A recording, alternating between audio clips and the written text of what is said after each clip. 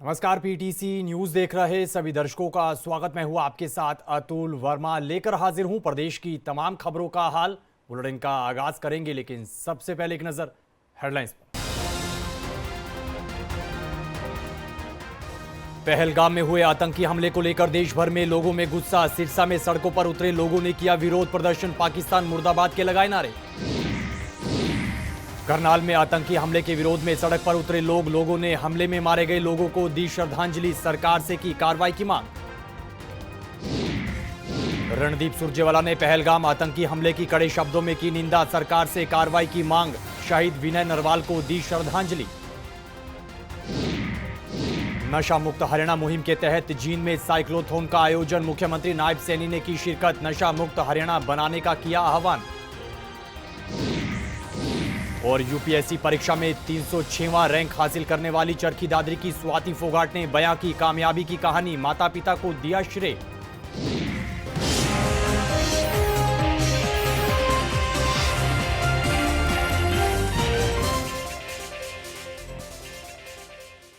तो चलिए बुलेटिन का आगाज करेंगे पहलगाम आतंकी हमलों से जुड़ी खबर के साथ। पहलगाम में हुए आतंकी हमले को लेकर देश भर में लोगों में गुस्सा देखने को मिल रहा है। इसी कड़ी में सिरसा में इस हमले के विरोध में लोग सड़कों पर उतरे और जमकर विरोध प्रदर्शन करते हुए पाकिस्तान मुर्दाबाद के नारे लगाए। सुभाष चौक पर बड़ी संख्या में एकजुट हुए लोगों ने पाकिस्तान का पुतला फूंका और पहलगाम आतंकी हमले में मारे गए लोगों को श्रद्धांजलि दी।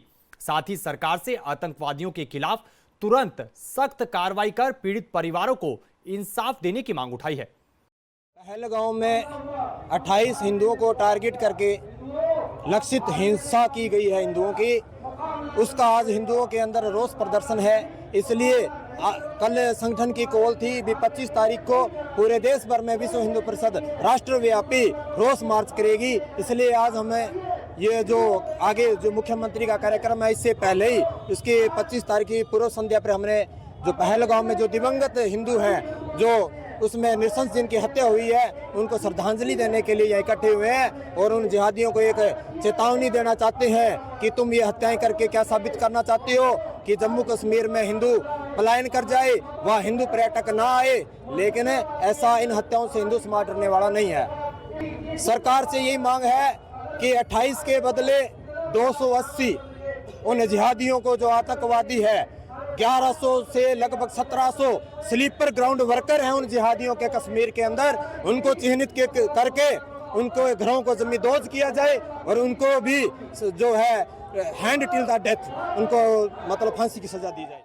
वहीं पहलगाम में हुए आतंकी हमले के विरोध में करनाल में भी लोग सड़कों पर उतरे और कैंडल मार्च निकालकर हमले में मारे गए लोगों को श्रद्धांजलि दी। इस दौरान इस कैंडल मार्च में बड़ी संख्या में महिलाएं, बच्चे और अन्य लोगों ने हिस्सा लिया और पहलगाम आतंकी हमले की कड़े शब्दों में निंदा की और मोदी सरकार से कड़ी कार्रवाई की भी मांग उठाई है। हमारे लिए बहुत ही निंदनीय है।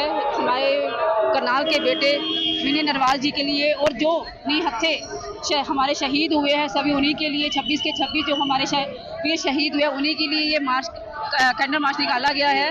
ये एक निंदनीय है जिसकी आलोचना कभी आज तक हमें मेरी उम्र 47 साल की है, तो मैंने कभी अपनी लाइफ में नहीं देखा ना सुना। और अगर उन्होंने सिर्फ ना धर्म पूछा, ना मतलब उन्होंने नाम पूछा, ना कुछ पूछा, सिर्फ हिंदू समझ कर को मार दिया, जो एक हमारे लिए बहुत ज्यादा एक शर्मनाक है। अब नहीं, अब तो हम उनको 100% हम कहेंगे मोदी जी उन पे पूरा एक्शन ले, पूरा हम तहे दिल से उनको ये मांग करते हैं कि भाई उन पे, क्योंकि अब हम और कैजुअलिटी नहीं सह सकते और हम बर्दाश्त नहीं करते। तो मोदी को हम पूरा सपोर्ट है, पूरे वर्ल्ड का उनको सपोर्ट मिल गया, तो हमारा भारतवासियों का भी पूरा सपोर्ट उनके साथ रह गया और बड़ा से बड़ा एक्शन जो लेना चाहे मोदी जी वो ले सकते हैं खुल के।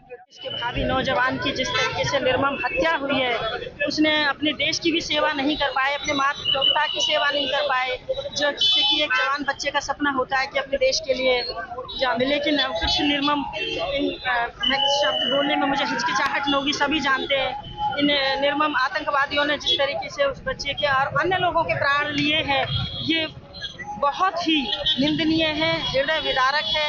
और हम गुहार करते हैं अपने प्रधानमंत्री जी से, अपने राष्ट्रपति जी से कि इस तरीके की जीवन में कभी भी भारतवासियों को ऐसा मौका नहीं मिलना चाहिए कि उन्हें कैंडल मार्च निकालना पड़े। तो पहलगाम में हुए आतंकी हमले की देश भर में निंदा जारी है। इसी कड़ी में कैबिनेट मंत्री डॉक्टर अरविंद शर्मा ने बयान दिया है। उन्होंने कहा कि पाकिस्तान की इस कायराना हरकत की पूरे देश में नहीं बल्कि पूरे विश्व में निंदा हो रही है। वहीं इस दौरान उन्होंने कहा कि सभी परिवारों के साथ हमारी संवेदनाएं हैं और निश्चित ही मोदी सरकार आतंकवादियों के खिलाफ कड़ी कार्रवाई करेगी। पाकिस्तान का कायराना काम था, लेकिन हम उनको शहीद मानते हैं। जो शहीद हुए, जो पाकिस्तान ने जो किया, पाकिस्तान की मदद से जो पाकिस्तान ने किया, पूरे देश ने ही नहीं पूरे विश्व ने उसकी निंदा की। और उसकी जितनी निंदा की जाए वो थोड़ी है। हम सब की मैं अपनी तरफ से, मंत्रालय, परिवार, सब साथियों की तरफ से सभी के परिवार के प्रति हमारी संवेदना है। परमपिता परमात्मा उनको ताकत दे, उनके परिवार को इस दुख को सहन करने की। एक ऐसा दुख है जो सहन हो नहीं सकता। इसके साथ माननीय प्रधानमंत्री मोदी जी ने तुरंत, आप देखेंगे, ऐसे स्टेप उठाए हैं। और उसके साथ साथ आज बिहार में माननीय प्रधानमंत्री जी ने कह दिया है कि बिल्कुल आतंकवादियों को मिट्टी में मिला देंगे। तो पहलगाम में हुए आतंकी हमले को लेकर देश भर में लोगों में गुस्सा देखने को मिल रहा है। इसी कड़ी में कांग्रेस सांसद रणदीप सुरजेवाला ने भी इस आतंकी हमले की कड़े शब्दों में निंदा की है। इस दौरान उन्होंने शहीद लेफ्टिनेंट विनय नरवाल को श्रद्धांजलि दी है, उनके परिवार के प्रति संवेदनाएं जाहिर की हैं और हमले में मारे गए अन्य लोगों को भी श्रद्धांजलि दी है। इस दौरान उन्होंने सरकार से आतंकियों के खिलाफ कड़ी कार्रवाई करने की मांग की और कहा कि आतंकवाद के खिलाफ सरकार को अब बड़ा उदाहरण पेश करना चाहिए।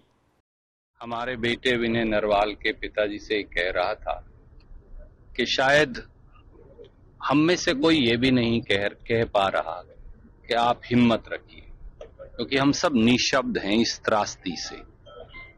जम्मू कश्मीर में जो पहलगाम में बैरसन ग्राउंड में जो टेरर अटैक हुआ, जिसमें 26 निहत्थे निर्दोष लोगों की पाकिस्तान से आए आतंकवादियों द्वारा हत्या की गई है, उसकी जितने कड़े शब्दों में भर्त्सना की जाए शायद वो कम है। इस देश में हर वो व्यक्ति जिसके मन में मानवता और प्यार, भाईचारा है, उसे ये लगा कि परिवार का एक उनके सदस्य चला गया। ये ठीक है कि 26 परिवारों ने अपने परिवार के चिन्ह खोए। नरवाल परिवार ने भी एक ऐसा जाबाज नौजवान जिसने 26 साल की आयु 1 मई को पूरी करनी थी, हमने भी वो बेटा हरियाणा के लोगों ने खोया। इसी कड़ी में कैबिनेट मंत्री रवनीत बिट्टू ने भी इस आतंकी हमले की कड़े शब्दों में निंदा की है। अंबाला पहुंचे केंद्रीय मंत्री रवनीत बिट्टू ने कहा कि आतंकवाद के खिलाफ देश एकजुट है और निश्चित ही मोदी सरकार आतंकवाद का सफाया करेगी और आतंकियों के खिलाफ कड़ी कार्रवाई की जाएगी। आप अंदाजा लगाइए, अब सबसे बड़ी अगर टनल की बात करूं तो 13 किलोमीटर की टनल है जो इस ट्रैक के ऊपर है और कम से कम 100 किलोमीटर अगर मैं टोटल मिला के कहूं तो रूट में टनल आती है। बहुत ही शानदार प्रोजेक्ट, और कहीं ना कहीं इस पे जाना किसने है, फायदा किसका था? कश्मीर का। और मैं हाँ ये जरूर कहूंगा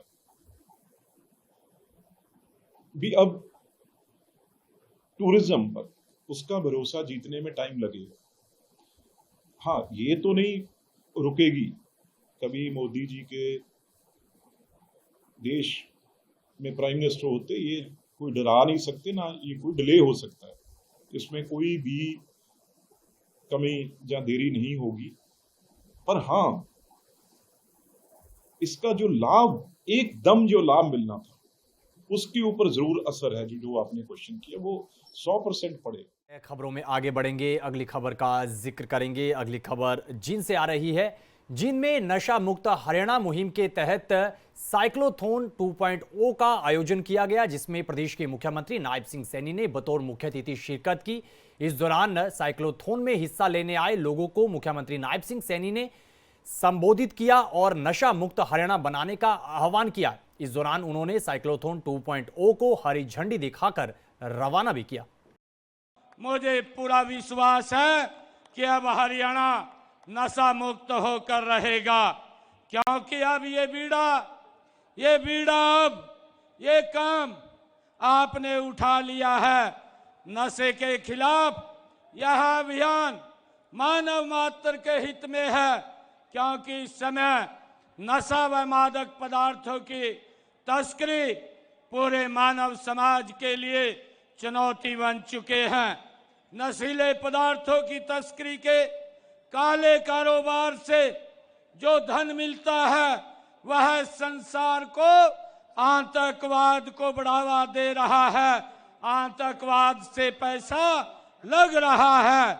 आप जानते ही हैं कि पिछले दिनों जम्मू के पहलगाम में आतंकवादियों ने भारत के 26 लोगों को, निहत्थे लोगों की हत्या कर दी। उन्हें भी नशीले पदार्थों की तस्करी से ही पैसा मिलता है। हमें नशे के खिलाफ अभियान चलाते हैं और तो यह आतंकवाद पर भी एक रोक लगती है। अगली खबर बहादुरगढ़ से है। बहादुरगढ़ के औद्योगिक क्षेत्र पार्ट बी में कबाड़ में आग लगने का मामला सामने आया है। जानकारी के मुताबिक आग इतनी भीषण थी कि इसकी चपेट में करीबन 20 झुग्गियां भी आ गई और जलकर राख हो गई, लेकिन गनीमत रही कि कोई जानी नुकसान नहीं हुआ और झुग्गियों में मौजूद लोगों ने भागकर खुद की जान बचाई और दमकल विभाग को आग लगने की सूचना दी, जिसके बाद दमकल की गाड़ियां मौके पर पहुंची। फिलहाल आग लगने के कारणों का पता लगाया जा रहा है। ये हम लोग छांव में बैठे थे, अचानक आग लग गया। यहाँ पे हम लोग दौड़े दौड़े आए, जब तक आग बेकाबू हो गया। क्या था यहाँ पे? यहाँ तो जो कूड़े कबाड़ा का सामान ही था। झुग्गियाँ भी थी यहाँ? जी, झुग्गियाँ भी थी। कितनी झुग्गियाँ थी? यही समझ लो 15 से 20 झुग्गी होंगी। कोई आदमी तो अंदर नहीं? आदमी कोई अंदर नहीं है। सारे निकल गए? जी, सारे निकल गए। फायर ब्रिगेड आई आपका? अभी एक आए, उससे क्या होगा? एक ही आए, आना तो चाहिए था ज्यादा। कितना नुकसान हुआ? नुकसान तो अभी तो कुछ नहीं पता लग सकता। क्या क्या सामान था इसमें? इसमें तो सारा था, हम लोग का बिकने का सामान ही था। जो झुग्गियों में था उसमें क्या क्या था? खाने पीने का और कपड़ा लत्ता सारा खत्म हो गया। हमारे पास यहाँ एक फैक्ट्री से फोन आया कि हमारी जो चावला इंडस्ट्रीज है इसके पास में आग लगी हुई है। जैसे हमारे को मैसेज मिला, हम तुरंत जो हमारी गाड़ियाँ खेतों खलियानों में आग बुझाने के लिए गई थी उनको भी बुला लिया और स्टेशन से गाड़ी लेकर तुरंत आग बुझाने के लिए दौड़ पड़े। हम काबू पाया गया? अभी काबू नहीं पाया गया, अभी आग ज्यादा है और जल्दी कोशिश करेंगे आग पर काबू पाने की। ये जूते का वेस्ट होता है, जो कबाड़ होता है, कतरन पतरन उसमें है। बाकी इससे ज्यादा जो भी जानकारी है वो हमारे अधिकारी हैं, हमारे से सीनियर, वो बता सकते हैं। खबरों में आगे बढ़ेंगे, अगली खबर का जिक्र करेंगे। यूपीएससी की परीक्षा में 306वां रैंक हासिल करने वाली चरखी दादरी के गांव मोड़ी की स्वाति फोगाट और उनके परिवार को बधाई देने वालों का तांता लगा हुआ है। इस दौरान स्वाति फोगाट ने यूपीएससी की परीक्षा में अपनी कामयाबी की कहानी बयां की है। स्वाति फोगाट ने कहा कि उनका सपना आसमान में जहाज उड़ाने का था और इसी सपने को लेकर वो आगे बढ़ी और परिवार से उन्हें देश सेवा की प्रेरणा मिली, जिसके बाद उन्होंने लक्ष्य तय कर यूपीएससी परीक्षा में कामयाबी हासिल की। वहीं स्वाति फोगाट के माता पिता ने भी बेटी की कामयाबी पर खुशी जाहिर की है और बेटी के उज्जवल भविष्य की कामना की है। सर, मेरे को अभी रिसेंटली यूपीएससी की उसमें रैंक 306 मिला है सर। Yes sir. और sir, I am very happy, मुझे बहुत खुशी हो रही है इस न्यूज़ को लेने के, इसी न्यूज़ मिलने के बाद। तो कैसे तैयारियां की आपने यहाँ तक?